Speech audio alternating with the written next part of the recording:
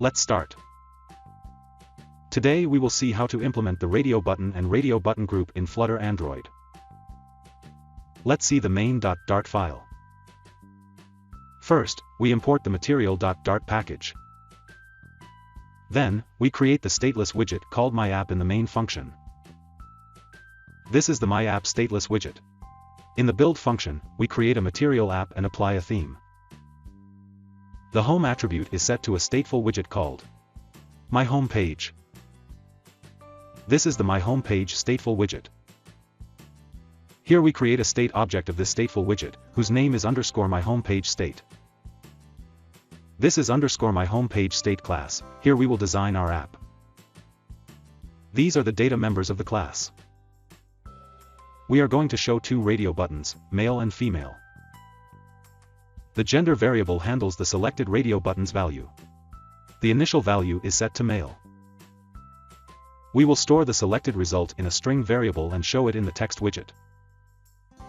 In the build function, we have a scaffold widget, upon which we will design other widgets. The app attribute is set to the app bar widget. We have used the title variable as the title of the app bar. The body attribute is set to the column widget. The main axis alignment is set to the center so that the content inside this column would be in the center. Inside the children attribute of the column, first, text widget. We will show the radio button selection result in this text widget. Then we have a sized box widget to create some empty space on the screen. Then we have a row widget. Inside the row, we have a radio widget and a text widget. In the radio widget, we have set the value attribute as male. Then we set the group value attribute as the gender variable. When the radio button is checked, this onChanged function is called. When this radio button is selected, we update the gender variable to male. And simultaneously, we update the result in the text widget above. This text widget is used as the title of the radio button. We name this radio button male. Then we have a sized box widget to create some empty space on the screen. Then we have a row widget.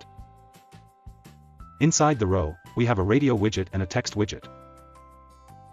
In the radio widget, we have set the value attribute as female. Then we set the group value attribute as the gender variable. When the radio button is checked, this onChanged function is called.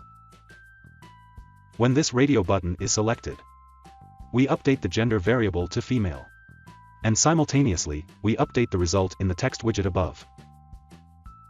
This text widget is used as the title of the radio button. We name this radio button female. Let's run the app. So that's it. That's how you can create the radio button and radio group in Flutter Android. Thank you.